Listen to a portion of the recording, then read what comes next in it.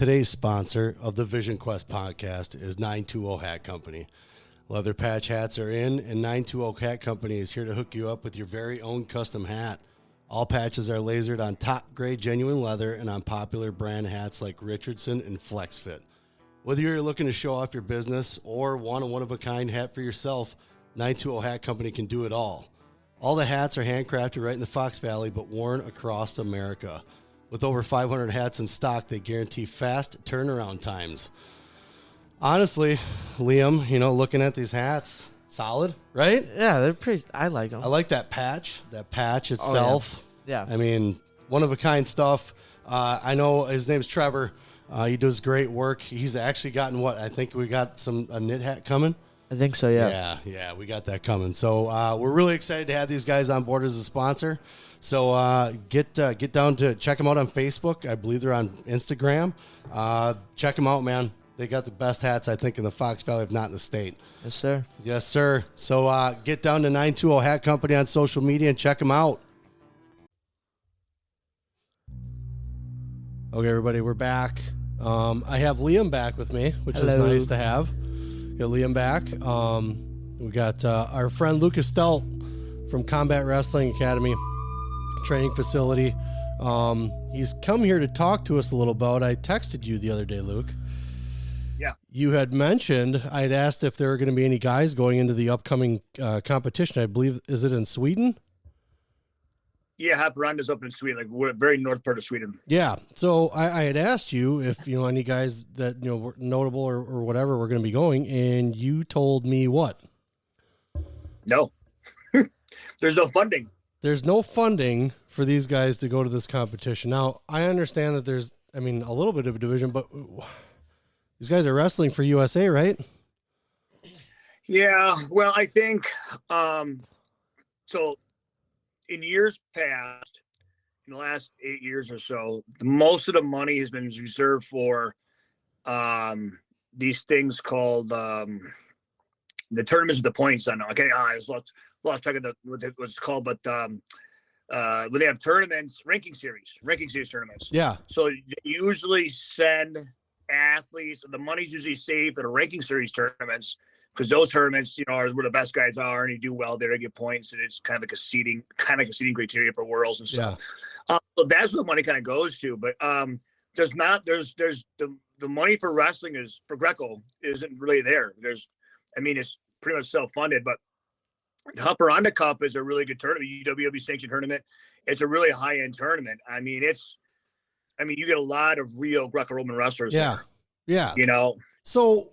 What I guess the concern I have is that, so you're just talking just Greco guys. So this, just because this event isn't, like you said, a part of a pointing system, correct? It doesn't really go towards the U.S. athletes' points towards like a world championship kind of thing. Yeah, the ranking series tournaments, the ranking series are kind of like, I guess we kind of had those in Folkestone in the United States pretty much. It's like if you go to a Super 32 or or if your high school goes to Cheesehead, you're going to be ranked, they're say, oh, you did well there. Yeah. It's good competition.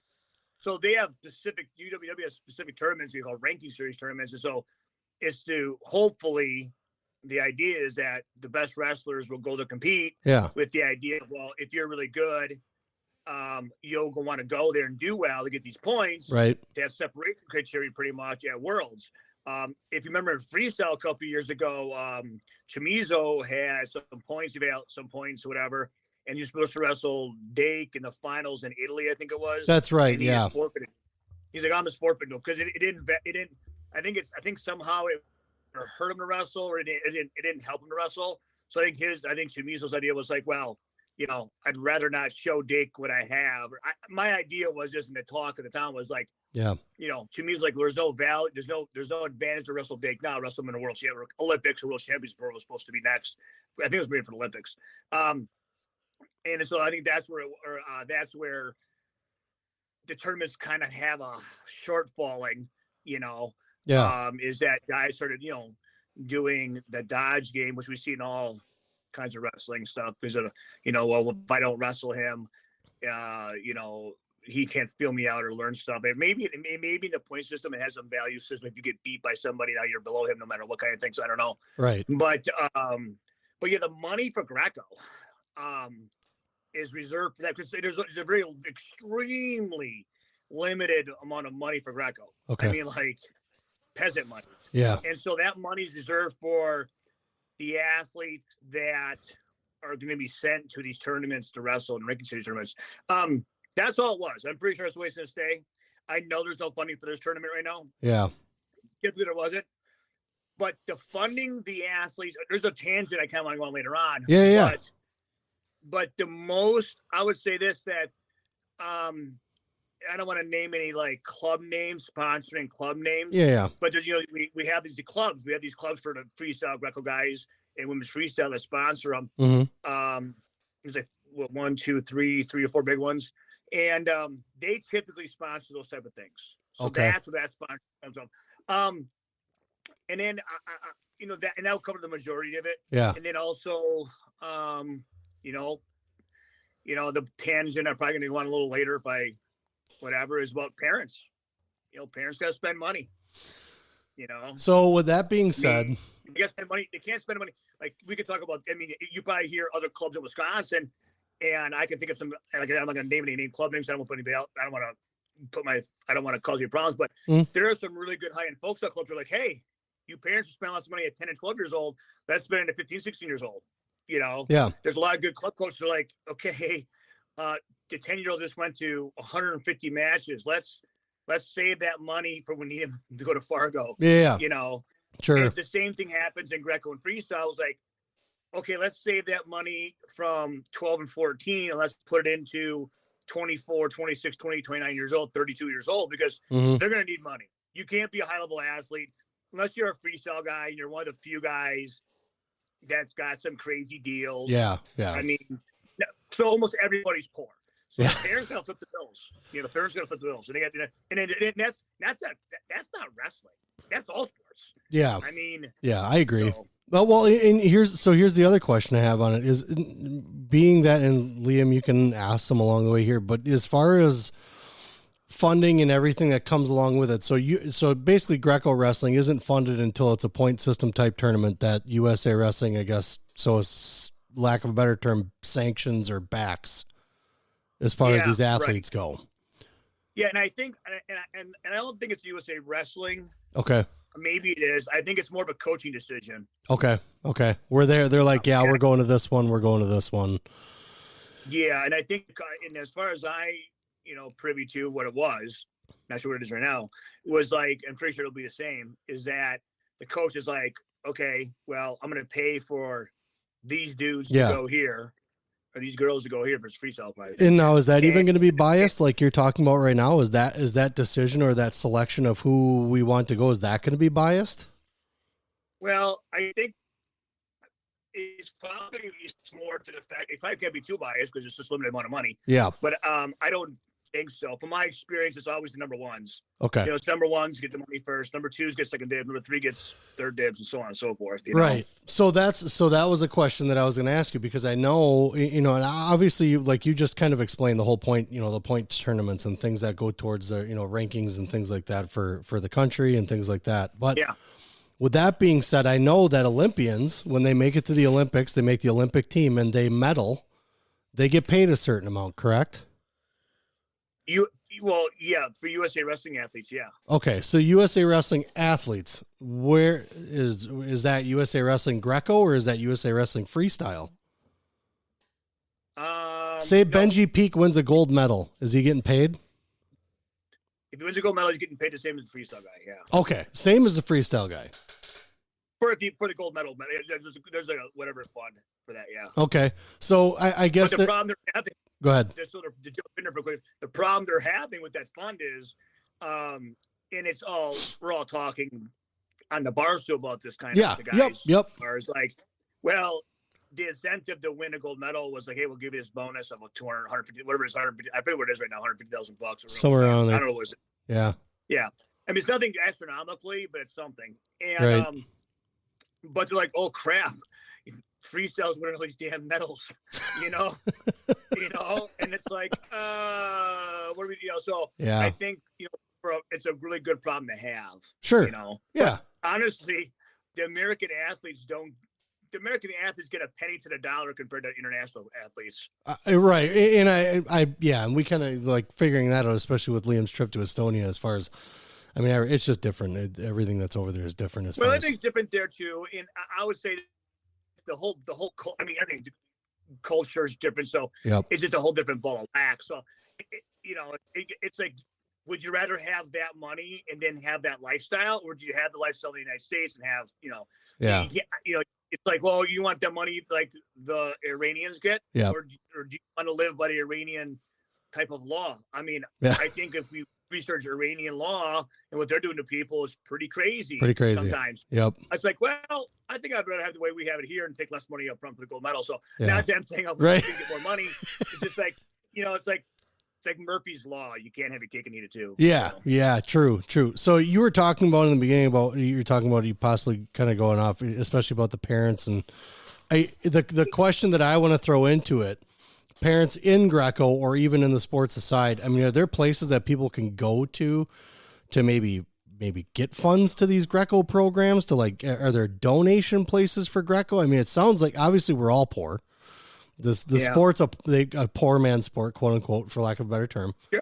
So are there places for guys like, I mean, or maybe even just the individual athletes? Can people donate to the individual athlete kind of thing? How does that work out as far as people giving to the sport?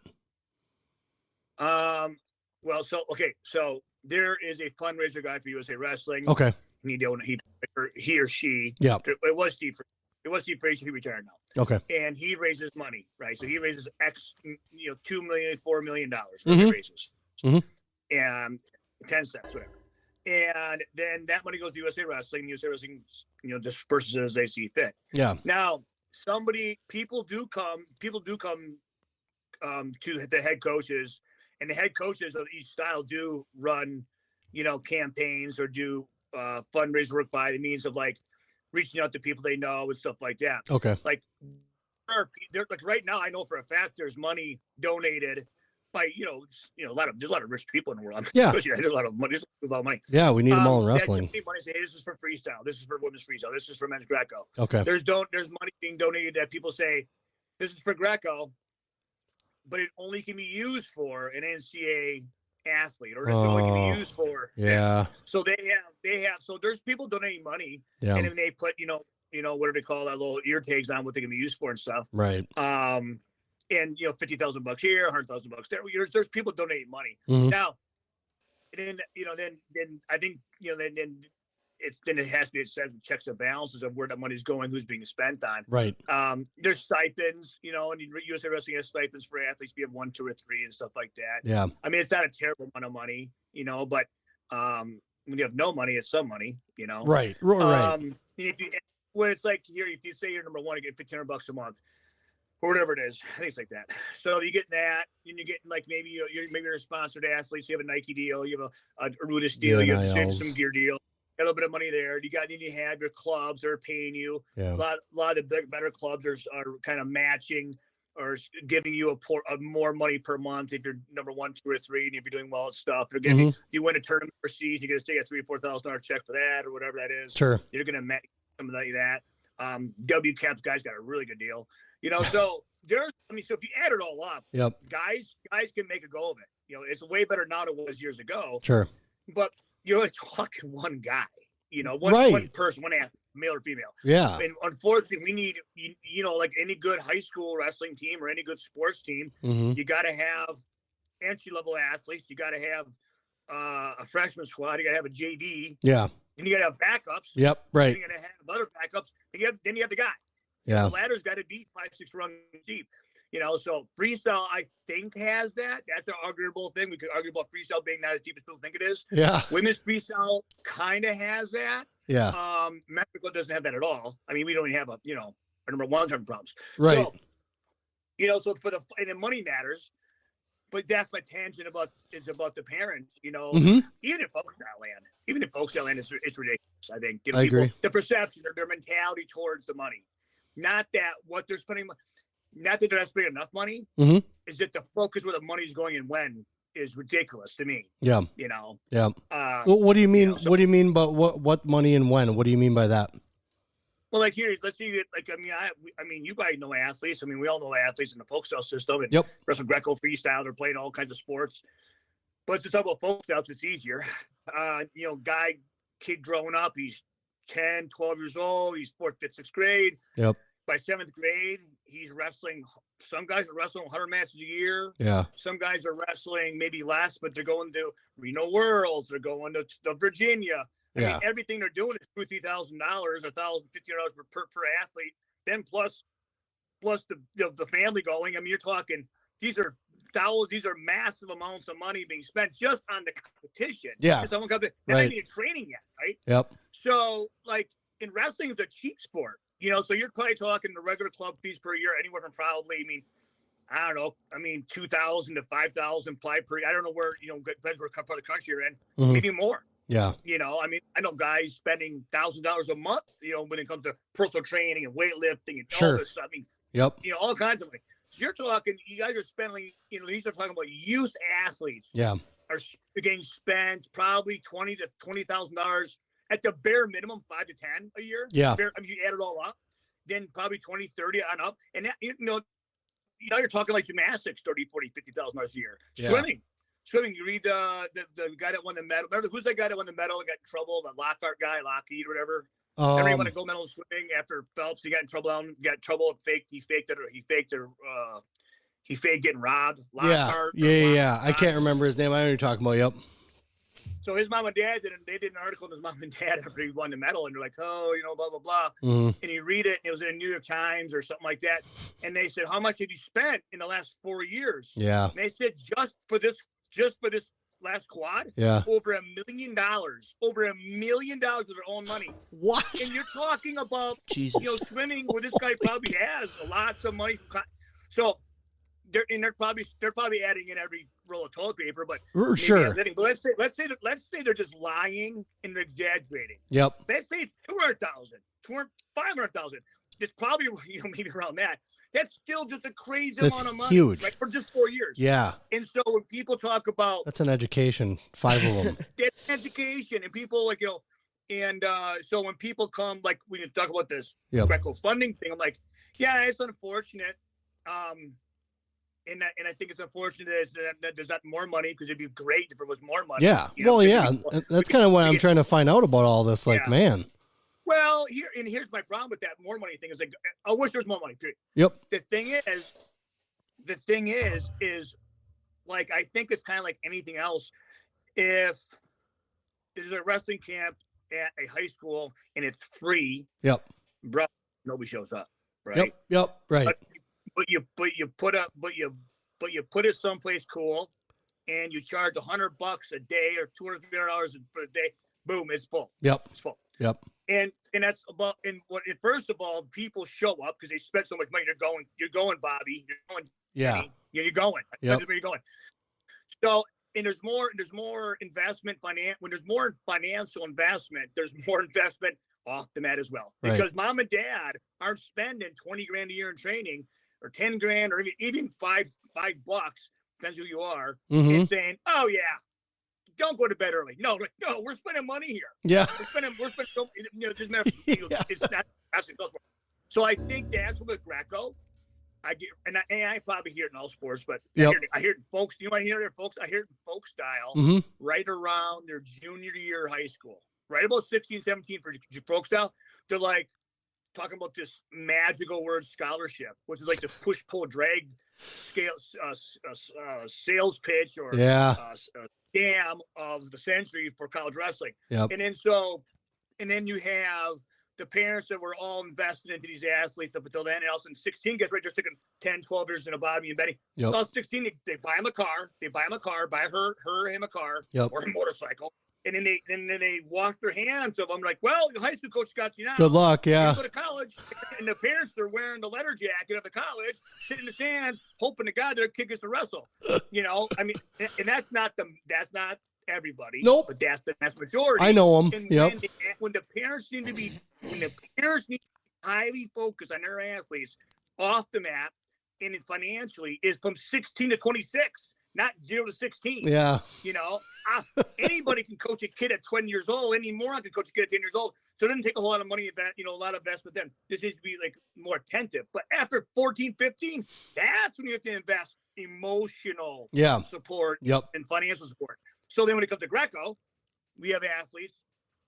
Then it happens to Greco. I hear it constantly, like, where's the money and blah, blah, blah. Like, you're paying for this. The parents are paying for this. If you're worried about the money, like we have in my daytime job, when we talk about high performance, because what's the cost? As if you ask me what it costs, you can't afford it. Right. You can't afford it. You can't. You're not going to win. Yeah. In racing.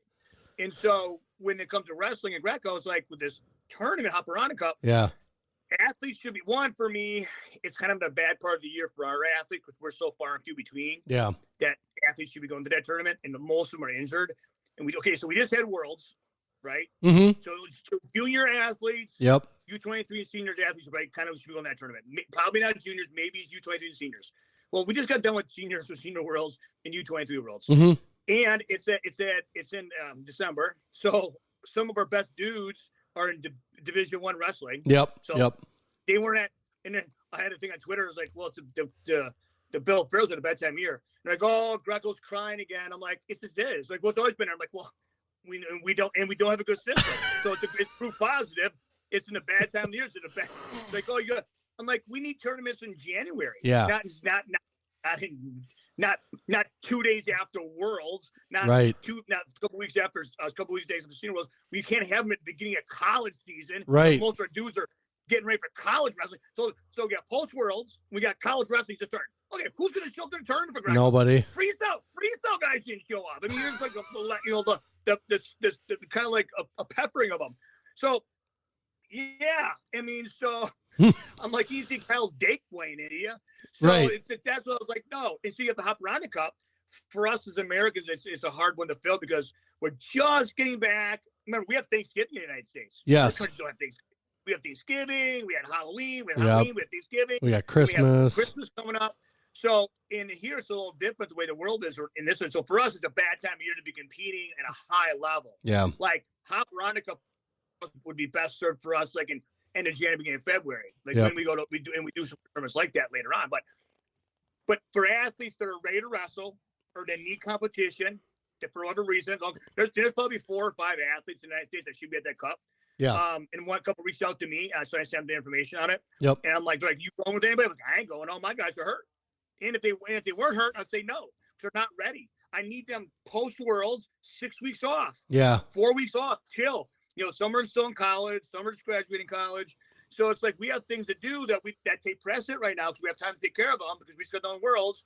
We can't let this stuff linger on until spring. Yeah. So let's get something out.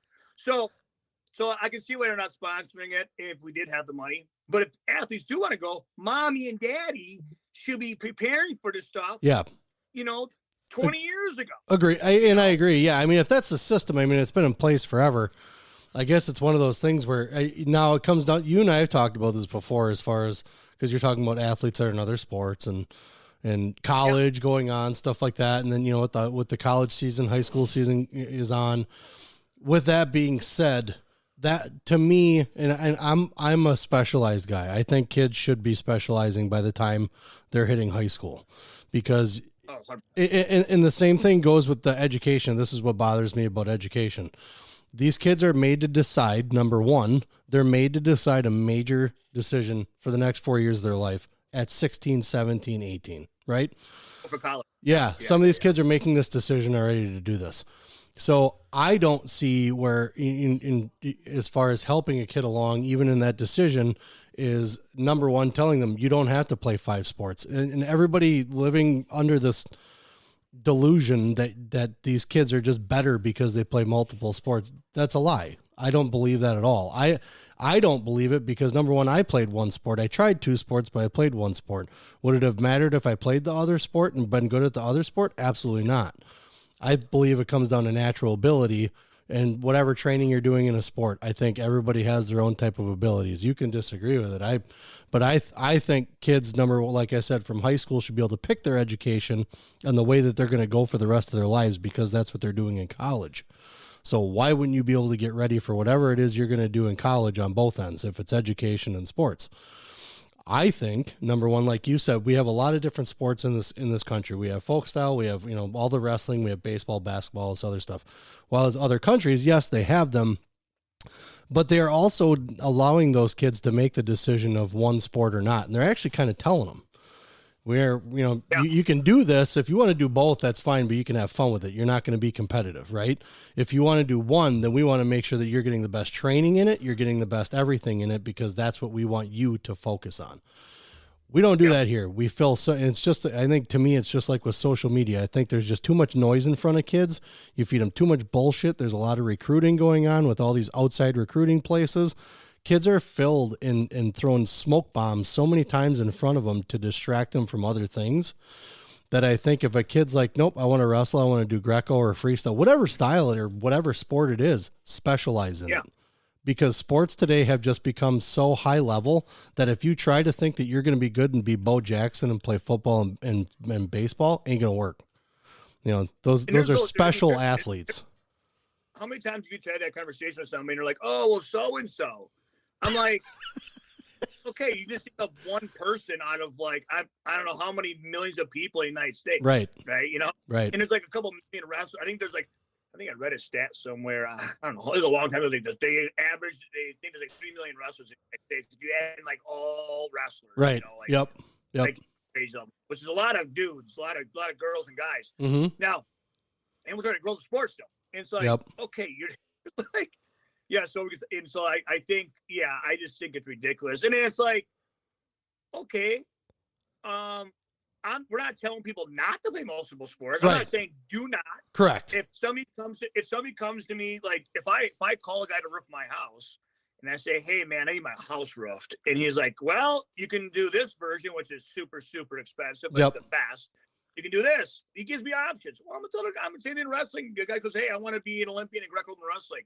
Well, the winners, the best guys in the world, just wrestle Greco from like, whatever age on. Yep. And this how they do that, blah, blah, blah. Yep. Women's freestyle, we talk about that, how I believe that should be. And we can prove that all day. Oh, that's like mathematics. That's like right down the decimal point. Who wins that? Yeah. And nobody wants to hear it. Right. Nobody wants to hear it. Like, oh, but this and but that. Okay, well, that's fine. Right. Hopefully, I've done videos before. Yeah. And I'm like, I like to argue, obviously, but you don't have to agree with me. You don't have to. Right. Agree with me. You also could be wrong. Right. Yep. Yep. To be a jerk, but go do what you're gonna do. Like you said, go play football, play baseball, play basketball. Yeah. And tell me when you make the NFL, the NBA, and the MLB out. Yep. And if you do that, I'm like, okay, let's repeat that. Now let's repeat that process with another 10,000 athletes. Right. And if that works, that's a good system. Right. So they look at you just name up Bo Jackson. That everybody, like, if I'm at practice, you might do this for your son. Yep. Like I say something like I'll reference a TV or a movie show, like from Back to the Future, like, something. And my athlete's like, who's that? I'm like, well, it's a movie 100 years ago when I was a kid, in the 1900s. The anomaly of playing multiple sports at a high level is so rare. Right. Everybody knows who Bo Jackson is. Correct. Yep. And Deion Sanders. Okay, there's two guys. Yeah. Maybe. And I think didn't Jordan play baseball a little bit or something? Yes, he attempted. Correct. Right. Yeah. And he was okay at it. He wasn't great. He was definitely not going to be a multiple sport guy. But he's a couple people. Yeah, correct. And like you said, it's not to say that you can't enjoy that other sport. It's not to say that it's not that other sports just should just tank and never be in your brain. Of course, enjoy other sports, but if you have goals of being good at something and you say, I want to win gold medal in this. Once you say gold medal in anything, everything else takes a backseat. Should. Yeah, I think too. I think there's something to be said for just to be good at something. Like everybody knows the kid at wrestling practice comes in, the coach shows. Like I have athletes like this. I got a couple athletes right now. Mm-hmm. I show up one time, boom, they got it. I'm like, whew, must be a great coach. Right. And then the other 10 guys are like, guys, show it 100 more times, guy. We got to go over 100 times. It's like, it's hard. So the mass majority need to read the book 10 times. Yeah. Only one person puts their hand on top of the book and can osmosis the information in. Right. So I think, we all have those guys at practice that probably can do some sports like that. But sure. And I believe in cell degeneration. I believe in like I totally believe 100% that cell degeneration is a real thing. I believe you have so many cells in your body. Once you use them up, you're done. Yeah. I think you have to get treaded tires. I mean, Kyle Day talks about this. A lot of athletes and a lot of sports talk about this, like, the crazy things they do with NFL players. Back in the day, they were sending there was not a wide receiver. There was a guy that played for the Packers, and he was like a free safety, and he was so brutal in the 90s. I think they banned him or something. He ended up retiring later on, but wasn't Chuck Cecil? Because I know he wasn't Cecil, yeah, Chuck Cecil. Chuck Cecil, yeah, he was the spear master. Oh, he was like killing people. He was, and so. Yeah, I was like, what I remember being young to be like, high school, and it's like, I can't wait to they pump because he's in a, I know, just forehead and the chest. Oh, but he would go to Germany. He was on ESPN, and he would go to Germany. He said I'd go to Germany back in those days, and he would have like, this is like in the 90s. Yeah, mixing this stuff. They were injecting him with cells and stem cells from like sheep or whatever it was, to keep them young, to keep them active. Right. Correct. He was swearing by it. Correct. So there's a lot of stuff going on with high level athletes because they know they're running out of it. I just pulled up a Chuck Cecil reel right here so Liam could, because Liam has no idea who that is. Just targeting guys, just nailing them. What's up? With Greco. Yep. Obviously, okay, I'm not the biggest fan of it. I could probably walk into a room of 30 guys and ask them people that know what Greco is, which one would you pick? And they probably wouldn't pick Greco as much as why. Number one, what is like the stigma, I guess you could say, behind Greco, and like why maybe kids will steer towards more freestyle, and then number two, why kids that know a lot about wrestling, kids that know about world wrestling, stuff like that, Olympic champs and stuff like that, and seeing that a lot of the guys across the world are doing more Greco. Why don't kids look at that and be like, well, why shouldn't we do it why shouldn't we do it more as well? Well, I think the answer to both those questions is the same. It's like, I think, here it's about public school. Because that's where you get, where do you first, 9 people first learn or first year of wrestling at third, fourth grade. Yep. And fly wrestling practice. Or back in our day, they had a gym class. I don't know. Did you have your gym class? Yes, we had it in gym for sure. I remember Freedom. I don't know if they still had it. They had a unit of wrestling. Did they? Yeah. We did as kids for sure. And it was just your basic folk style. I mean, simple stuff. Yeah. Yep. But it was a great recruiter, though. Usually, it was a great recruiter. Yep. And I think I need to actually go back to that. I think it's and why? Okay. Yeah. I'm just talking. Okay. So before I get too frictional, let's start with it. So they have it in school and they show you folk style right away. Yep. They're not. If they have gymnastics in school, they're not doing backflips on the balance beam first day, right? Nope. They're just showing you the basics, somersaults, blah blah blah. Yep. You might even have a balance beam there. So, and then the same thing with all kinds of sports. Back in our day, we had all that stuff. Yeah. We had ski, we had archery, we had all kinds. I mean, our school, we had cool stuff. Fred, I love going to school. It was like, those were the best classes though. Because that was the shit that you didn't have to write down. You didn't have pencils and pens and stuff. You were able to kind of go and as activities. So my ADD kicks in, and I'm like, I don't want to learn writing. I want to shoot arrows and I want to shoot baskets. Yeah. Yeah. Yeah. We can't be all great. And there seemed to be less diagnosis of that stuff when we were doing that stuff. Yep. Yep. So go back to this. So why not Greco so much? Because in the United States, we invented freestyle, right? Yep. So Greco was first. So they had wrestling, then they invented Greco. Yep. And then they had Greco, like, and the French came up with Greco. We came up with freestyle for the Olympics back in whatever year. And then for whatever reason, we came up with folk style for collegiate style wrestling for college shortly thereafter. And so I think it's like, well, I know, it's not even think I know, is that when the athletes come through, the first thing they see is folk style wrestling.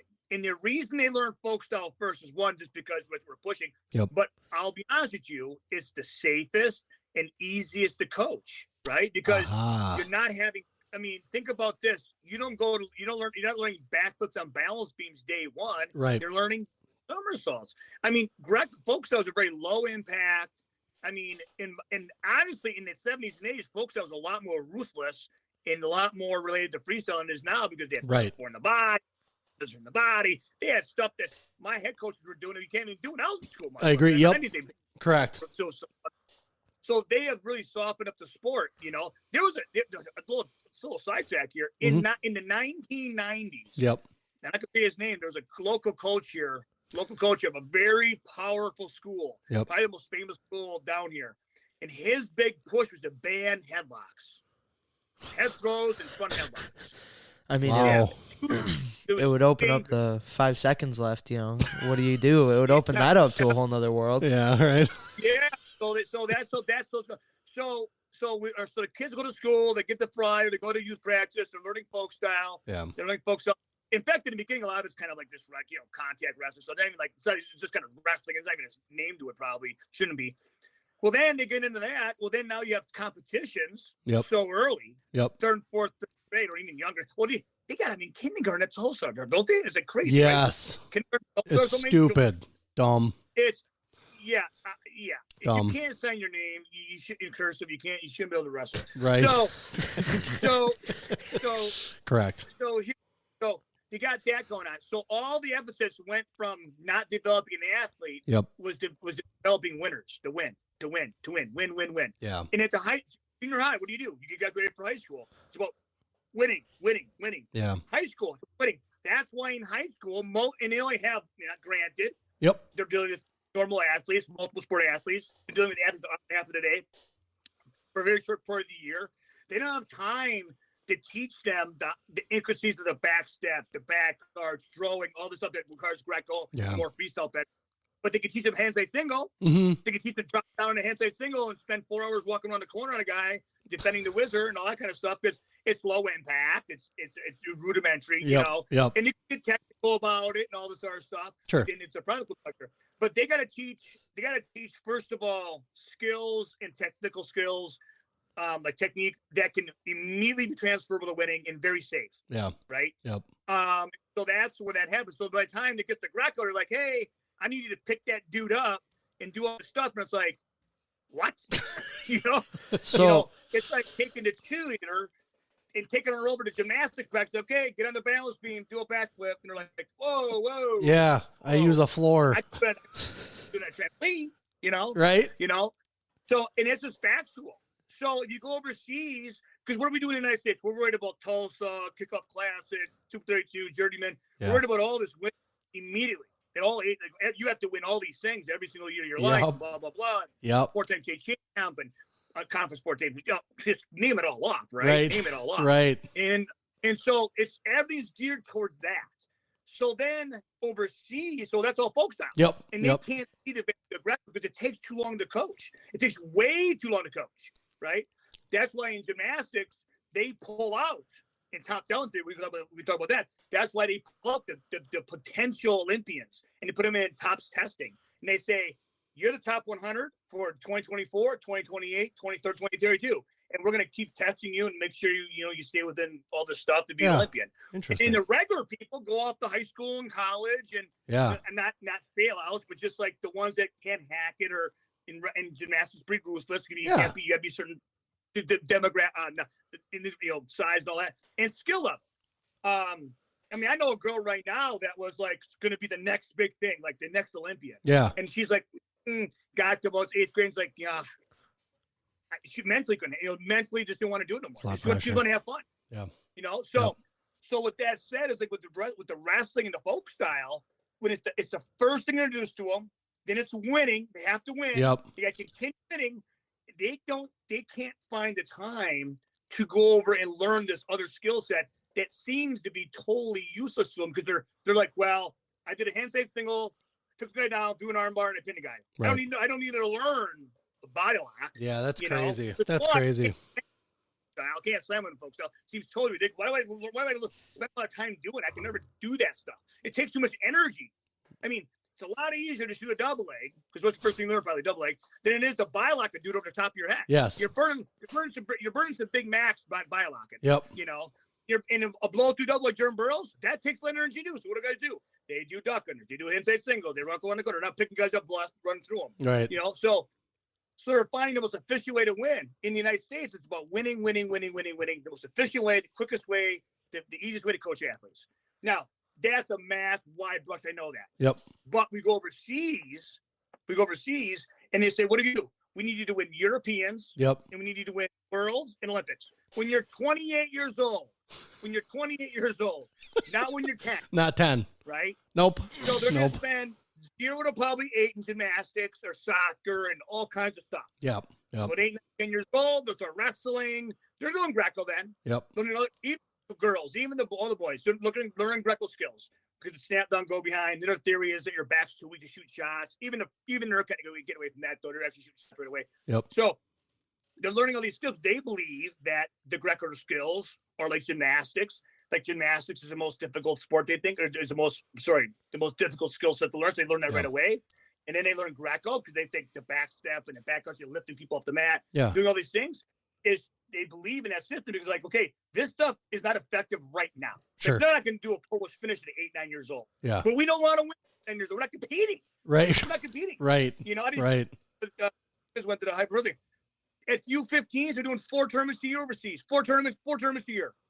4 weigh-ins a year. You know, the best wrestlers, yeah. So then they get to 12, 14, they're learning real wrestling. Like you said, by 7th to 8th grade, they're specializing. They're choosing, they're separating them from soccer to freestyle to Greco to probably all cricket, whatever they're doing. Yeah. So, right. It's all the best parts. So that, you know, so like you said, and then they specialize in the Greco. But they learn Greco first because they believe, and I think a lot of people believe internationally, like it's the most, it's a skill set that's the most difficult to learn. Yep. It's the most dangerous. You're lifting people off the mat, throwing them over your head. And if you look at the skill set to do a duck under on Greco, go working folks for freestyle. To do a duck under in folk style and freestyle, to do that, take that guy wrestling folk style or freestyle and have him do a duck under in Greco instead of wrestle Greco. He's not going to be successful. But the guy doing Greco does a duck under and freestyle and folk style, which is the exact same technique. Yep. But the skill set and like the tactical, like you break it down, is different because the way the feet come in first and all that. He'll be more successful with it. So, so Leah's point is, why don't we do it in the United States? Simply because our belief system is folks sell first, the low, let's, and they'll say, hey, it's entry level, we got to get them going, and then all of a sudden it's right to winning. So what was your question? So if we had no competitions for any athletes till 12, 14 years old in the United States, we might have time for that stuff. And also, coaches, I would say from 1995, 98 on, do not have the education to coach back step and back arch. I agree. Because when I was in high school, we worked on back step and back arch every day. Right. When I came back to coach wrestling after college in 98, 99, help out, never once I've ever see it again. Right. 100% of the athletes I get in my room, they could be world champions, they could be world medalists, they could be 4-time state champs, they could be all. Not a single one, not a single athlete at any level, at any age group can ever do a back step or a back arch or lift anybody off the mat or do any kind of throwing or any of those type of skills that we need in Greco. Right. You know, and there's 7 basic skills, and the last 2 are back step and back arch, and 100% of the athletes that get cannot do those. They can't even do back change level and penetration step correctly. Whoa. You know, so I mean, yeah. So Liam's question, but it's super simple. It's like we just go right into folk style, and by the time those athletes hear Greco, it's like coming into a Catholic church and saying, hey, we're all going to be Protestants now. Yeah. You know, it's a religion. Yeah. You know, and they don't believe. Like, well, I got to win. You know, it's literally that simple. So, okay. So then why? Obviously, it was for, at least when they thought of folk style or collegiate wrestling, it was probably for safety. Number one, but was it also because people were like complaining about it? Like this is too dangerous for. I guess that's kind of what I'm curious too. Is like when folk style first started, like when it was originated or started or whatever, there was Greco already, and we created this. But did we create folk style because we didn't like the international styles? Was that the problem because we were too far behind already? That I don't know. But okay. A guy, look, the big guy named like a Google guy's name who invented classic style. It was after freestyle. And I have no idea why they came up with the style. I think they came up with the style mainly because it related back to the catch wrestling that they had at like the fair. Okay. I think that's, I'm just guessing. But, sure. But they had catch wrestling all over the world, and it was in fairs and I remember that I see flyers like back in the 1800s. And it was so it was kind of like an MMA type of wrestling, Yep. And so I thought my thought process is like, this is very easy to get. No, this is for school. This is for school. Yeah. They're talking about getting back in those days at 18, 20 years old. Yep. They've not done anything. And like, we have to teach them something that they can compete in immediately. Now, are you going to learn a buy-lock on Monday and do it on Friday? Right. Probably not. Probably not. I've I've watched, and that's not easy. Here. And I'm going to be straight. This one, ropes and feathers. Greco is by far the most complicated. Is skill. Like, when I say respect the skill, like, you cannot be off in Greco. Like, if your tactical skill is off in Greco, you will immediately pay the price. Yep. If your skill is off in folk style, the rules set in place. There's a lot more wrestling to be done to cover it, even in freestyle. Because what can you do? And this is what you're saying, Greco. And it's no knock, but it's the factual truth. Yep. If I want to stop you from throwing me, I flee the fight and grab the leg. Correct. Yep. I agree. Like in freestyle, I can flee the upper body fight. I can flee. I'm going to retreat. Mm-hmm. I can't hand fight. I can attack you. I can trip you. Correct. You can't even trip in football, for God's sakes. Right. Or even name another trip it. You can't trip in soccer. You can't trip in football. You can't trip in baseball. Nowhere. Why? They think it's cheating. So in wrestling, you can trip. In freestyle and folk style. Yep. Because it's a part of this rule set. In Greco, we say that's cheating because it's like, it makes it easier. Yeah. It makes it you can have inferior position in Greco. Like in folk style and freestyle, you have to protect your legs. Mm-hmm. So in folk style and freestyle, it's head, hands, and hips, right? We gotta say correct. Head, hands, hips, right? Yep. In Greco, it's exactly the opposite. It's feet, knees, hips, hands. Never your head. Yep. And so it's morbidly the opposite action, all this stuff. So in Greco, if we come in with head and hands first and we leave all that space, we can't use our leg to lock around his leg. We can't use our arm to grab that leg. We can't interfere with his leg action to take that space away and score with the head throw, a high dive, with the knee drop, stuff like that. So our skill set is very specific. It's very tactical. And it's funny you mention that, because watching the Bill Farrell, when I watched a bunch of matches there, I couldn't believe how many guys were leading with their head and leading with their hands, like leaning into each other to like create contact, like no hand. It was like head to head into the shoulder. Yeah. And I thought that was illegal. Well, it's supposed to be. Yeah. Well, you can't lead with the head. Well, we have a technique. It's called Bulldog. Yep. Is where you have to do it at the right time. Is where we get a guy to the zone and we drop to our knees and we like a high cross drill. You ever do like a reshot drill on the mat? Like reshot. Yeah. We do that in Greco, but with an underhook, right? Oh. We put our head right in their start. We try creating damage to their head in the rib cage. Yeah. Blast them out of bounds. You can't get thrown, and your chest may or may not contact with the legs accidentally. So we're always pushing the envelope to score points. And Ulster won a world medal on it.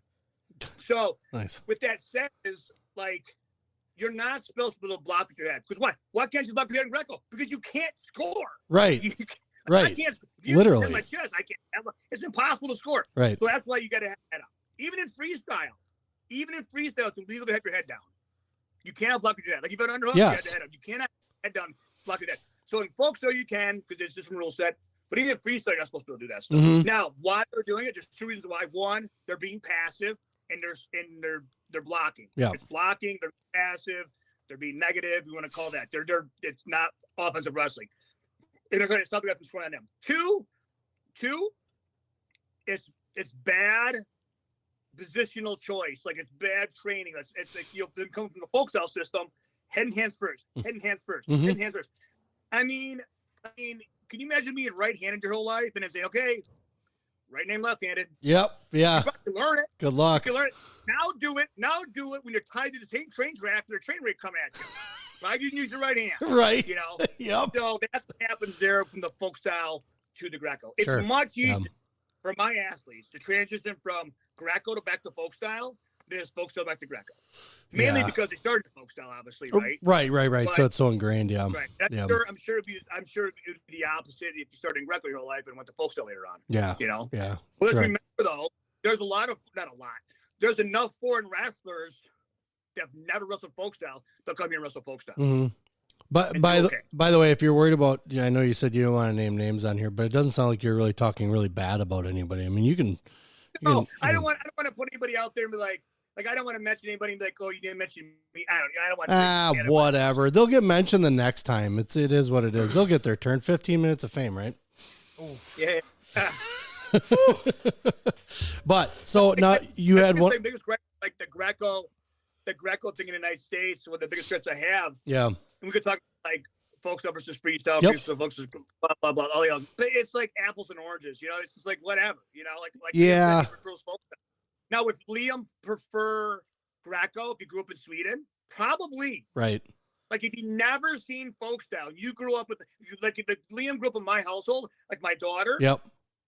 And my son's like, why they leg lace me? He's like, that hurts. First of all, my ankle's gonna break. Correct. He goes, but it's cheating. I'm like, this is what I've always said, right? Because this is what I said, right? Mm-hmm. And then my daughter's like, I don't get folk style stupid. I just don't understand it. It's just because she grew up in the freestyle rule set. Yeah. Now they're going to grow up in a folk style rule set or some guy grew up in a folk style rule set. They see freestyle set. That makes no sense. Yeah. It's all it is. It's indoctrination pretty much. That's indoctrination, all kinds of things. That's what that is. Yeah. Yeah, definitely. We can definitely talk about how, like, especially with the girls freestyle in this state alone, I don't understand. And I said it before, baby steps, kind of thing. So, I mean, it's not, you can't, you don't want to rush something, but at the same time, though. It'll be freestyle in high school. It'll never be freestyle in high school, ever. Never. In Wisconsin? I would bet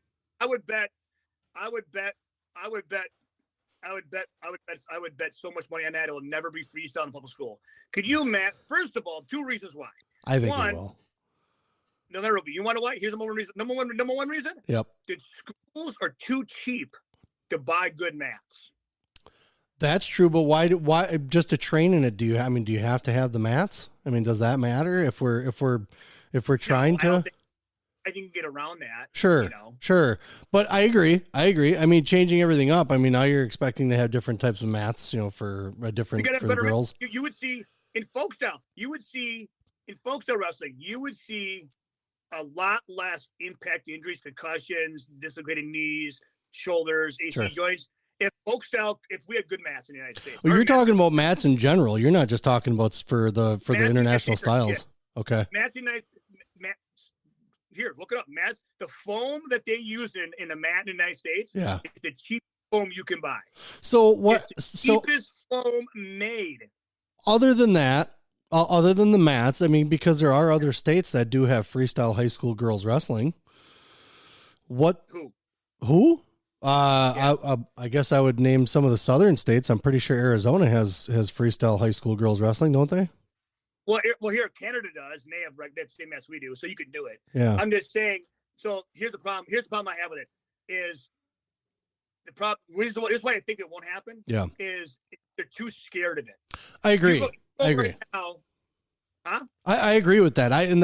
That's what I think as far as the whole process. That's kind of why I was getting into it, because it seems like we're always behind the curve. It seems like we're always waiting for something, like we're too afraid to step out on our own to do something when we're actually a pretty decent state for the wrestling in general, for wrestling all around. There's the girls and the people that push this folk style wrestling. Yeah. It's like I deal with a lot of Highland freestyle wrestlers on a friendship level and a coaching level. Sure. And 100% of them don't ever want to wrestle folk style. Never wanted to, don't ever want to do it again. Yeah. Okay. and it could just because it's enjoy freestyle more. Maybe it's easier. I don't know. Right. Right. Not easy. Probably is. Easy. Golf's, I mean, nothing's easy, right? Nothing's easy. That means everything has all difficulty. Yeah. So I don't want to go that harder or easier thing. They just enjoy it. Yep. Whatever they do. And I'm sure people love folk style because folk style can be fun too because it's scrambling and shit and all that kind of stuff. But whatever. The reason I think the safety issue is, I mean, look what they do. Me and my brother Chad talked about this today. We're talking today about duck hunting and fishing and got into tangible wrestling and stuff. And we're talking, he's like, we're talking about like, here, what he's like, he's got a pretty good program. He's like, we're talking about some programs in here that are total crap. Mm-hmm. But yeah, they get a little Bobby out as a freshman. Yep. And he's on a varsity mat on Friday or Thursday, 10 days of training, ever seen in his life. And just gets the living crap demolished. Gets his shoulder ripped up in an arm bar. Yeah. He says, "Yeah, thanks, hey, Mom, I can watch you wrestle." They're like, "Nah, that's fine." And so what Chad does is he's like, "No, you're not going to train for 2 years. Yeah. You're never going to compete until I tell you to compete. If you go, you're doing this, and this. If you don't do this and this, boom, you're gone. Bye. Yeah. You do what I say. Yep. And because I'm not because I want you to be restricted. Is that I can't have you hating the sport. You got to learn to love it. You got to learn to like it. You got to grow. And why does this kid get to go to Fargo and I don't want you going? Why does this kid go to this kid? Because they've been wrestling for 10 years. Yes. They wrestled for 2 days. And so these other schools like can you imagine now? So what happens to folks now? I mean, you get double. You could get slammed. I mean, things could happen to you. But in freestyle, you have to train to fall. You have to train to get thrown. You have to train to throw. You have to train all these things to protect yourself, right? Yep. You don't have consequences. Like if you get leg ridden, you have to learn the leg defense. So in freestyle, you have to learn how to defend from behind. Like I've seen a high level world champion athlete of ours got behind over, got souped for 5 points. And I was talking, like, what do you let that happen for? She's like, how do you defend? I'm like, don't you guys work on that? She's like, why were you grabbing a hand? First of all, it's illegal. You can't score. Yeah. This is Greco 101. Once the hands are locked, you don't ever touch them. Right. Because it serves no purpose. It serves, one, you're going to get tripped and gutted. Two, you cannot score grabbing his hands. But you can score grabbing above the elbow. And other stuff. Sure. You have to create offense in the position. You have to score in the position, not defend the position. And so when this girl got thrown, I'm like, look at this. So I showed her a match from a men's freestyle match in the same tournament. Look, guy got behind him. He back wrapped him, grabbed the elbow. He scored the 4 instead. You can score from that position. If you're not working on this, you're not working freestyle. You're working folk style. Yeah. Because that's freestyle training. So could you imagine in high school wrestling right now, girls or boys, whatever, and some girl goes out there against one of my girls, the girls I'm working with, and she gets domed because that's what's going to happen. Yeah. Shoot a high cross at the corner, throw her over top of her head, yep. Or gets picked up, and my girls jump up in the air and slam her in the mat and dislocate over ribs. That's what's going to happen. Right. We train that. We are training to slam people through the mat. Right. Because they have no belly down for us. Yeah. Because they're going to react. They know what to do, right? They know what to do. They belly down. They get our lace, get our gut. And if they don't want to do that, well, they suffer consequences. Yeah. They want to wrestle, they don't have to wrestle. Now, with that said, that's why there will not be freestyle wrestling in the United States. Because first of all, these guys can't coach folk style to be safe in the mats. Guys are getting hurt. That's true. You can't slam in folk style, right? It's true. You can't slam in folk style. How many concussions do you see in injuries because guys don't know how to fall? Yeah. They fall. They get picked up with double legs or jump over top, and they get slammed because the guy illegally slams them. Right. And I agree. If it's illegal, you shouldn't do it. Yeah. But it still happens, and they get hurt. Right? Guys, they're getting thrown. They post out. They break their arm. Yeah. We had a kid last year, one of my athletes in high school practice. He's just wrestling. Half throws the kid. Kid posts, shatters his arm. I'm like, why would he post out? Because they don't work on that crap. Right. Correct. So that brings up a good point. That is, as far as especially the boys and how much the boys have already been exposed, especially if they started at a young age. It was one of Liam's friends. He was getting thrown and he was posting backwards, not even seeing where he was going. Now, obviously, we don't learn that. We learn to tuck and go. You're going. You ain't stopping it, and just let it go and just tuck. Right. Well, he did it, and he broke his arm. He broke his arm and his elbow. So and that totally goes along with what you're saying, that they just did not. Number one, he'd been in it, but they didn't have enough training. They didn't have the confidence and things like that to be able to just go with the move that's happening and recognizing what's happening to them on the mat where that happens. And the defense is getting sued, is in midair, you look to where you're going and you try to turn down. You only give up the 4 or the 2. Right. We work on things. So, and this is what I'm saying. You're going to work on cheerleading in high school. Yeah. You're not working on gymnastics. No, you're not. Now, real gymnastics. You ever seen high school gymnastics? It's tumbling with a balance beam. I mean, Big time. It's nowhere near gymnastics, and it shouldn't be. In fact, there was a rule in Wisconsin. I'm not sure if it's anymore. There was a rule in Wisconsin a while ago that you couldn't compete privately and publicly because it's such a disadvantage. It was like watching, it'd be like, NFL quarterback in high school. It's right. ridiculous. Yep. Right. So I think that's the one reason why you won't see freestyle in the school. Now, you'll hear me saying it should be freestyle. Yeah. Because what do we have now? We have these colleges begging for girls. They're begging. And they're wrestling freestyle in college. They're freestyle in college. And these girls get in there and they've never seen a gut. Not once. They've never seen. They don't know what they're doing. It's depressing. And I talk to the coaches. And so that's the big now. People say, well, they could go to private club and go to Fargo and learn that stuff. Yes, they could. And they could work, and they could totally go freestyle. You're right, 100%. They could totally go freestyle in high school. And if a coach can coach basketball, football, soccer, folk style, he can learn freestyle. Ain't that hard. Right. There's a lot of YouTube out there. Right. Now it would take 10 minutes. Totally could train it. But they won't do it because first of all, they won't do it because they'd have to hire a high school coach for folk style. Right. Turn around coach freestyle. They're not going to spend. They're not going to spend the money. Yeah. They're not going to spend the time or the energy. And I didn't even think about the coaching. Like having the guys around with the knowledge and things like that. Well, I think in most high schools, like in Iowa and other real states, like they have real girls high school wrestling, they have separate teams, separate coaches. Right. Yeah. Correct. They could totally do it. Now those states could, but I don't see it happening because right now, come on, I just told Liam the same thing. Right now, I have 3 girls. Yep. 4 girls. Got 1 girl on probation right now. I'm working with to see if she'll fit in. Yeah. And we'll get 1 year to fit in. If it doesn't work out, it won't work out. But with that said, is 100% of the girls, besides the 4 girls I have, when I see them, even this last year, we had a girl on the Fargo team. I'm like, why'd you throw her? She's like, I don't know how to do that. I'm like, you're really, how do you not know how to finish that technique? It's like rudimentary. Sure. And then it's like so demounted. So then I'm like, these girls are already pre-programmed in that folk style world. Yeah. And they're not programmed to wrestle it so much as to believe that it's king. And that's great. Like, you want to be the best one in folk style, you should do folk style. Yeah. But when they come, be like, well, I want to be like Adeline Gray. I want to be like Hal Morales. I want to be like, well, guess what they do? They do freestyle. All the time. And then they're like, oh, but my daddy told me and my coach told me. Oh, they're wrong. They are wrong. They're wrong. Correct. They're wrong. So it's just that. So for me right now, I think it'll never change. It's always so far ingrained. That 2-track is so deep in high school wrestling. Yeah. I think it'll never change. I hope you're right. I hope I'm wrong in this one. Just, it changes. But God, could you imagine? It would only take a person to say, okay, instead of a fireman's carry being worth 2 points and it's a near fall, now it's worth 4 points immediately. And then you could block your hands. I mean, it wouldn't be an astronomical change.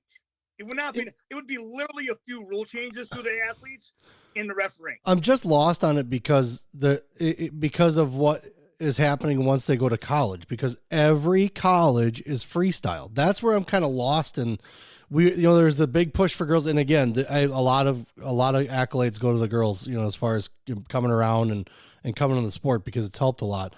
But I get lost in the fact that we are not training high school girls. And like you said, coaches, stuff like that. But we saw it from the beginning that that's what it was going to be. Why have we not transitioned to that? Also, why have we not also then stuck Greco in with them? Well, I think good coaches do. I think in the private sector, in fact, I know in the private sector, like I'll name Zach Dominguez off. I'll name Sheldon, Joe Kirby 3-cell, Joe Ulysses, because his name correctly. Yep. Paul Siddell, Medical, Crass, and Dennis Hall, obviously, and X Factor Wisconsin, the Aviators, and I mean you can name off all these clubs that nationally and statewide that focus on Greco. Yeah. At least initially or somewhat throughout the year and really push it as a fundamental skill set. Even if the athletes productive in the Greco-Roman competition mat, they believe in the skill set positiveness, which will help the women as well. And you see a lot of our best women are really good at Greco. Like, I'll give you this. The best perceived, and the most highly successful freestyle coach in the United States of America and the world so far are Greco-Roman coaches. So no shit. Valentin has coached Helen Morales, the her gold medal. Valentin Kalika?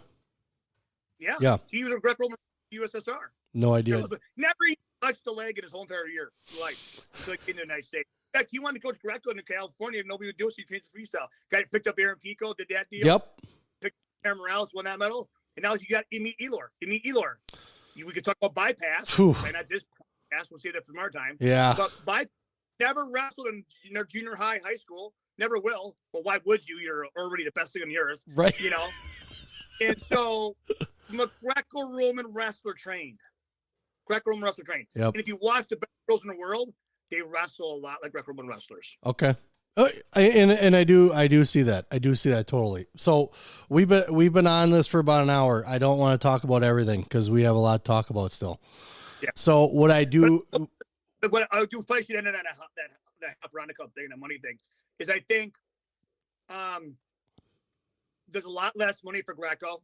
Yeah. And there's two ways to look at that. Is one, success hasn't been there continuously at any time in our career. People could say, well, so-and-so back in these days, I could say, yeah, everybody's walked uphill. Everybody went to school, high school in snow both ways and blah, blah, blah. So I was about yesterday, the things are different now. Yeah. So, and right now, freestyle's successful.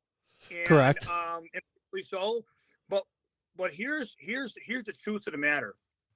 The reason, if you break down why freestyle is successful and why Greco's not successful, is when FILA changed UWW. Yep. And they brought back cadet worlds and junior worlds and U23 or universities, and you turn it to U23 worlds. And then they brought in U15s now. Well, back to their young guns, all these other youth clubs are like, wait a minute, I can have a 3-time cadet world champion in Spencer Lee, wherever he was, I could have a world champion and Dable Stevenson, blah, blah, blah, Mm-hmm. Well, that's cool. Let's work on freestyle. So what do you think they started doing in the private clubs? Start working on freestyle. Super young. Yeah. I've seen these dudes at World Team Trials at cadets. Yeah. Right. They freestyle nationals. So what happened? We started working on freestyle a lot sooner with our best athletes. They can say, well, David Taylor didn't start later. Well, yeah, if you want David Taylor to wrestle, his freestyle is his folk style. Right. I mean, he cannot backstep. He can't back arch. He can't score 4 points to save his ass. Right. Which he doesn't need to. He takes everybody out on top anyway. Right. So, everybody, you don't need to learn any of that stuff. But with that said is Kyle Dake is the only American freestyler that can score 4 points when he wants to. Again, the other guys are scoring 4 points, but they're not doing it like with lifts. They're not doing it with throws. Chest wrap, dude. The guy loves the bomb. I mean, it seems like it's always right by the edge. Go ahead, shoot on me because I'm going to make you pay for it. And he made a Greco World Team as a junior. Yes, he did. Yeah. Correct. Yeah. So with that is So what happened then? That's those guys came into college in the mid 2000s, got out of college, and had a battle for spots, and right now. But there was a lot of mom and dad spent a ton of money on freestyle training with folks at private clubs in their younger years and transferred on. And the best guys, look at our best guys: Dable Stevenson, David Taylor, Burroughs. He came in late, but he kind of He's like, well, he's looking for Jerm Burroughs. Yeah. Hope Jerm Burroughs. David Taylor. A lot of money spent on training early on. A lot of money spent on training early on. Specialized. Jaden Cox and all those guys. Yeah. Yeah. So and even there's more. I mean, Ramos, and then there was all these other kinds of guys coming on. So even if some of our best guys that didn't make it were still out early exposure. Well, Greco never did that. Greco never did that. They kept them spinning the same old wheel. Yeah. They kept them using the same old tools. And the world started wrestling earlier. The world, instead of starting Greco and freestyle at 15, 16 years old, they're starting at 4 or 5 years old now. So when they were starting at 15, 16, we could start at 23 and kind of rudimentary, hanging there, maybe a teensy bit. Now they're light years ahead of us. Well, it's just unfortunate because we had so many guys, like we had Rulon Gardner and stuff back in the day when we didn't have all the exposure of wrestling that we do now, that you see in videos and you're on TikTok and all that other stuff. And this is just thinking back to it, like I think I probably would have taken on to it more if I would have seen more of it, maybe. But I think, like you said, we've been so ingrained in this sport that we have, collegiate wrestling, that we've really just we wanted the easy transition, which was freestyle, Well, it's easy transition, and I'll be straight honest. Yep. This is, if people listen this far into it, I don't know. Yep. But there is severe, direct, and intentional pressure to never mention the word bypass, to wrestle folk style, freestyle, then Greco, and to speak otherwise is unconscionable. Right. There is extreme direct pressure to never mention those words of going Greco only. That go Greco and go Greco only is like throwing, holy water on the vampire thing. Yeah. That is being said. Do not say this. Do not push this. We are not pushing this. Really? Oh yes. Wow. At what level? Who's saying that? That's craziness. Possible. At the highest level possible. Oh my God. And is that USA Wrestling kind of stuff? Is that like they're trying to not? Here. You don't have to name a name.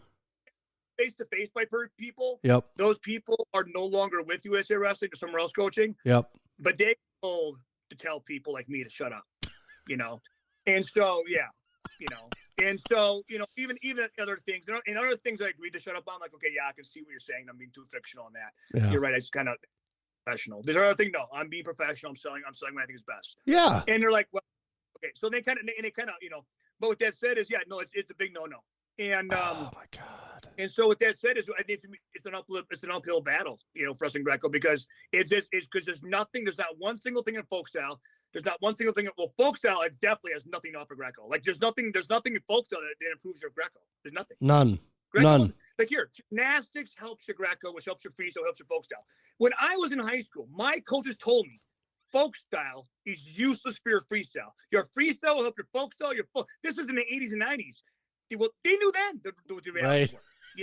And they respect it. But we only wrestle 20 matches a year. Right. Right. 20 folk style, 20 freestyle. So now we wrestle 15 in high school plus whatever else they're doing, and then maybe 2 matches of freestyle. Yeah. But with that said, it's so like, so with the money though, go back to the whole money thing. Yeah. The Hop Cup is, it's easier for them to spend money on freestyle because it's there's hence the success from their private sector athletes coming into college and in the RTC sector. And even I don't give RTCs a ton of credit, but I give them enough credit for supplying a place to train. Yep. But those athletes from cadets to juniors, U23s to seniors, and from the college system, so it's all pretty conducive. But they're coming in ready to rock. It's easy to give them places money, them athletes money from all these things. It's instant return. Well, it's easier to sell Cornell in Michigan State, Wisconsin, and Minneapolis, and they're saying, "Look at these freestyle guys. Look at these freestyle guys." Yeah. Even though most were made in the private sector way before high school and college even started. And with that said, is in Greco we don't have that. Now I think we have it now. Obviously, I'm trying to do that. Yeah. I think other people.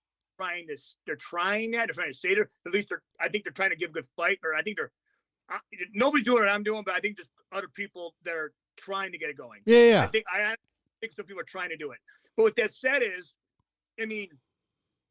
until the athletes that I think like I have that are like 12, 14, 15 years old get to be like Austin Nutter, Benji Peak, they're just getting to 22.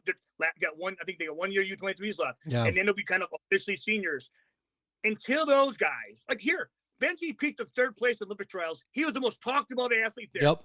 There was people on Twitter. They're like, DM me, and on Twitter, they're like, you talk shit at Greco, but to you, I love Greco now because of Benji Peak. Yeah. Yep. And he took 3rd. Yep. He took 3rd, he didn't qualify, the 3rd.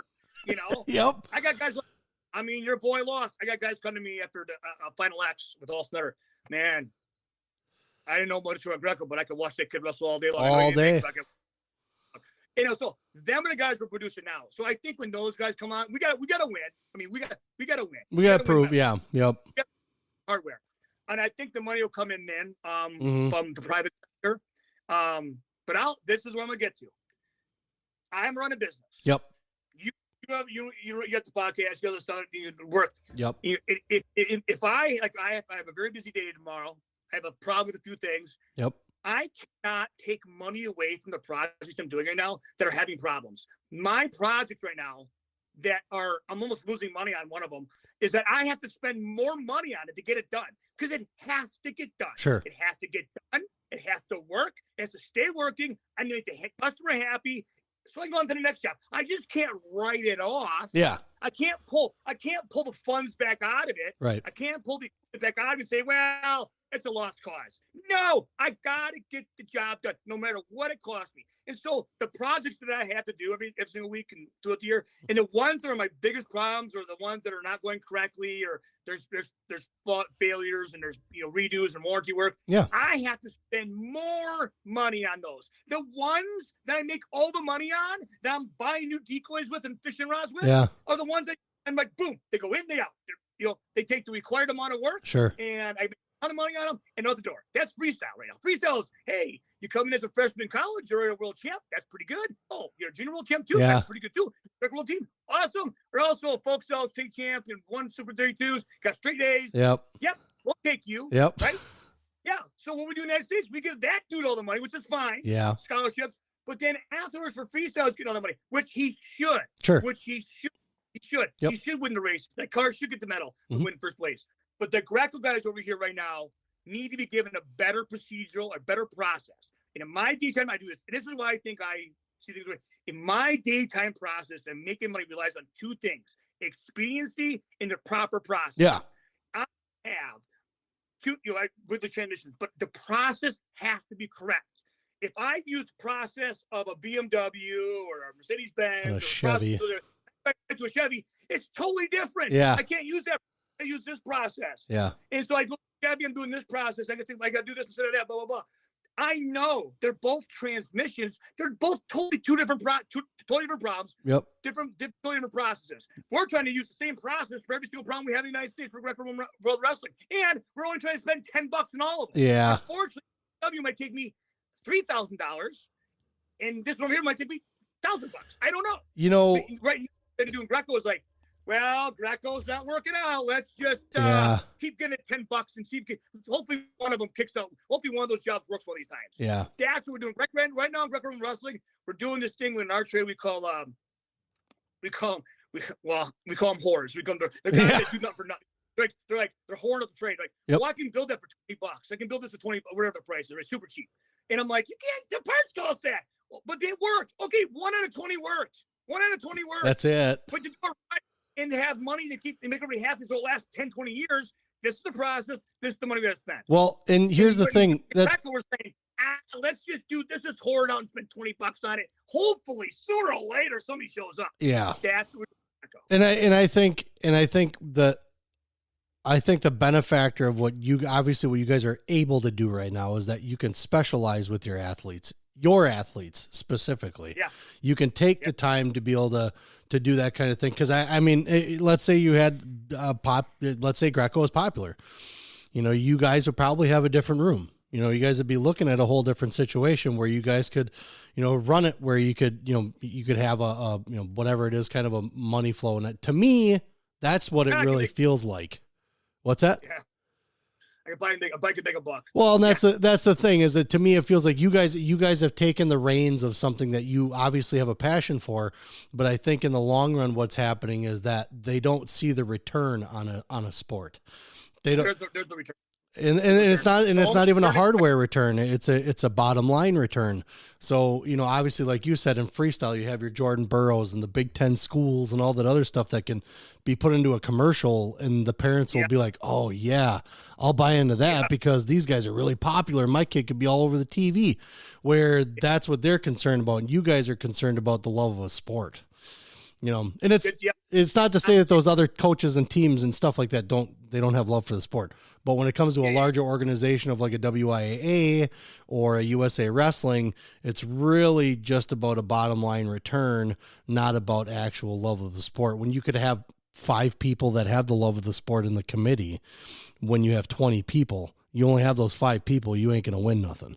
It really boils down to an old boys club, I always call it, because that's how towns are run. That's how governments are run. You know, it's all old boys club. I really like this, so I want to push this. Now what's next? Do we have guys with money in the pockets of these guys that are running organizations?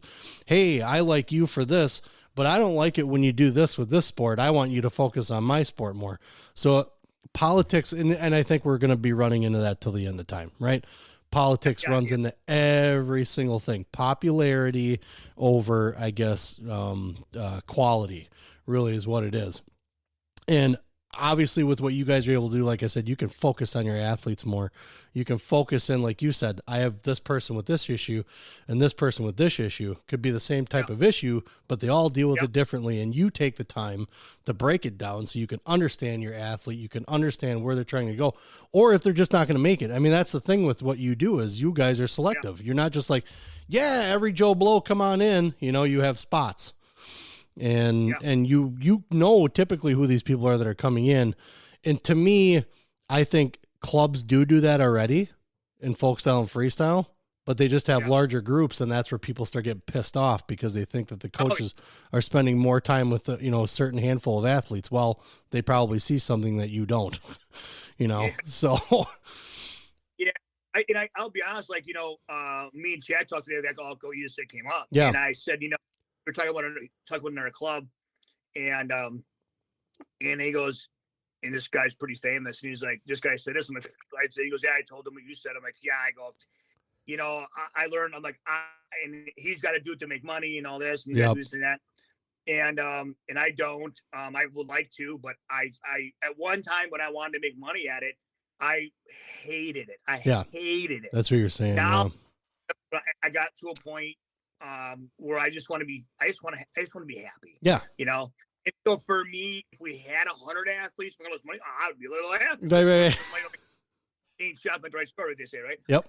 But I'm lucky enough now, not when I was 20 or 30, but now that I financially stable enough where I could do without having to worry about money. Yeah. So it's a good thing, and I get to find athletes. I can turn athletes away. I mean, right. I don't like athletes away like all the time. Right. That's what I usually do. I usually tell people, hey, this is what the requirements. I keep this way I do. I don't like turn people away, but I turned away a couple of people this year. Mm-hmm. But how I did it was this is I didn't do it on purpose, like for these people. But over time, I've learned it's the healthiest way and the most nicest way to do it is to make the requirements a certain amount of requirements. Like if you're able to do these requirements, you're gonna make it. Yeah. Because you got to do this, this, and this. Yep. You got to travel here and travel there. You got to spend this much money. It's just going to cost and blah, blah, blah. Yep. You do that? Well, if they're going to do that and their parents going to spend all this money and do all this, so then they really believe in their kid. And even if it's got no legs, then I'm in. Yeah. But usually those people, the parents see something, the athlete has already been somewhere. The requirements dictate the clientele. Yep. If the requirements 1 day a week, we have a 1 day a week class, that's that clientele. I used to breeding dogs. I did the same thing. You weed out the I don't want to say this word. You weed out the garbage. Here, as well as I do. You want to take Liam to a wrestling practice and be like, why is he wrestling with a bunch of kids from junior high? Right. No, you went to high school class or whatever class, the advanced class, Yep. And them whatever 10, 20 dudes that should be there. Same thing. It's like, my clientele, like here, I'll give you a quick, this is probably too much right now, but no, that's fine. We had a whole wall of state champion posters, and we're gonna have a 4-time. I think we're gonna have a 4-time this year, which I used to just rip on it, but it's anything else. It's like, oh, rankings don't matter. But when you're ranked, you brag about it. Yeah, right. They care. The kids care. Yeah. As soon as you're ranked, you put it on Facebook. Right. But so. With that said, is we always teach everybody. We have a couple 2-timers, 3-timers. Yeah. I'm gonna probably 4 now, hopefully. I took all those down last year, and all I put up now is gonna be the world team, world medal, Pan Am, anything international, anything major. World team, look at that. Senior, U.S. Open, All American, U.S. Open if you want it. So, anyways, world medals. I got a huge poster for the world medal. I got the OSS poster for stuff. Yeah. And obviously, it's a lot less posters. But when I made the requirements to like get a poster or to be like, or to come 40, you have to train 4 days a week. Mm-hmm. So 4 days a week or 1 day a week, 4 HPG. So when I did that, when I started making the requirements more stringent or more like, okay, this is what it takes. This is what it takes for Liam to be I believe to be a world medalist in Greco or a state champion folk style. I'm sure the club you go to probably does that. Yep. And say, well, if you're a folk style state champion or go to D1, I'm sure the club you go to says, do you want to be D1, Liam? These are the things we need you to do. Yep. Join this is what we need to do. They don't like, well, we'll see how it goes. I'm like, no, this is the process. Yeah. You know? And so Greco, that's how I do that. And so the people, when I found like over the years, the right people left, the right people stayed, and the right people showed up. Yep. You know, Benji Pete showed up, Peyton Jacobson showed up, people from all that club showed up. And there's a lot of kids I work with that don't ever sign up under combat. But I might sit second in his chair. I might just watch from the sidelines. I might just talk to him on the phone. Sure. You know, but we were athletes from different places, like we call wholesale athletes or HPG athletes. And I think when you set such stringent standards and requirements, you already dictate the clientele. And then what happens, you make first you have the process and then you have the result. Yep. You know what I mean? Yep. And you don't have the result in the process. And so that's what I think with us right now. It's like when we said, this is what we're going to focus on. And it's great if you win a state championship. That's our byproduct. You're still in folk style. Yeah. It's great if you college folk style. We're still going to cheer you on if you win a national title. Yep. But we're focused on this over here. And when we started doing that is when we just started blowing by people. Like when we go to Fargo now, like I wasn't doing this like 5 years ago. 5 years ago we switched over. Ever since then, we go to Fargo. I mean, we have guys obviously not placed, and people go, "Why doesn't he place?" Well, Fargo's a tricky subject. You get guys wrestling folk style, wrestling Greco, and the referees. So it's like, and some guys are good. Some guys are folk style good. Some folk style, these are good goddamn wrestlers. Yeah. Yep. And so with that said, when we go to Fargo, it's like for me, it's like a vacation. It's like party time. It's like when you go golfing, instead of going golfing, you go hit the tee off the thing to see how far you get hit. Yeah. Like, you know, longest drive. Fargo. Yeah. Yeah. I mean, it's not even a real tournament. It's obviously we do great. I mean, you have a good time. But I mean, I have an awesome time there. Yeah. 4 years ago, I was much more stressed about it. Sure. World team trials, I'm a little more stressful. Got my shit together. You know, yeah. Organized, Just show up. Yeah. Yeah, but that's why I think that when you have them type of things now, it's like, you know, it's like, okay, we all American a lot more in our Fargo because it's like, okay, we put it in perspective. Yeah, right. You know, well, and I think there's wrestling and stuff like that. I mean, sometimes we got to talk about folk style wrestling where I think that needs to go. Like me and Jack talked about it today, like where it needs to go for it to be a much more productive process for athletes in high school. Sure. A healthier process. Push out rules, stuff like that. Yeah, get more. We'll talk about that more. You know, make it more enjoyable for the families as well. Yep. You know, taking a different look at it. Like Chad, well, as soon as we change it back, I'm like, but Chad agrees with me. Everything I said. The funny is when I talk to Chad about folk style, I'm like, why don't you guys do this? We're doing Greco and freestyle and international. Man, I've been trying to do that, but these coaches won't do that. I'm like, what? You know, so it's like, you know, look, we have to talk about that sometime. Yep. I like to talk about the bike sometime. Well, there's a lot to talk about, but I think right now, if the people listen to this podcast, and the last thing I'll say is this: if you're going to be successful in any sport, but especially Greco, you got to have a penny bank and you got to save your money because the parents are going to need to flip the cost for a lot of expenditures. Yeah. Even the highest level guys, even our Benji Peaks, Austin Nutters, unless you're, you know, even the best Greco. And that's any sport without a scholarship. That's any sport without a scholarship. I played on national teams for soccer. We weren't given money. Yeah. You had to pay for going to the tournament. Yes. And I mean, Austin and Benji have good spot. Austin and Benji do okay. They're fine. Yeah. But they're not driving a Maserati. No. They're still watching what they spend, you know? Yep. And especially if Allison moved to Colorado, it's like, holy, you know, cost of living in Colorado is way up. Yeah. So it's like, parents, save your money. We need the money. And we need the investment from 16 to 26. Yep. That's what we need. I don't need it at 10 years old. Yeah. I mean, we need it. But is it, hey, I'm better off waiting to 14 to spend money? Wait to 14. Right. If you're better, wait to 16. We need the investment with emotion. We need the investment with stability and family life. All the way. Investment in financial 16 to 26. Yep. I agree. Well, we'll shelve that stuff. We'll talk about it more. But I also want to. I'm going to see if there's a way to watch the Hopperonda, because we have a pretty decent roster of guys, man. Just looking at all the guys, like every guy that I see on the roster, Nutter. Then you got Peak. Then you got I just had him pulled up. Now I'm a dick again. But now there's another guy, another Hancock.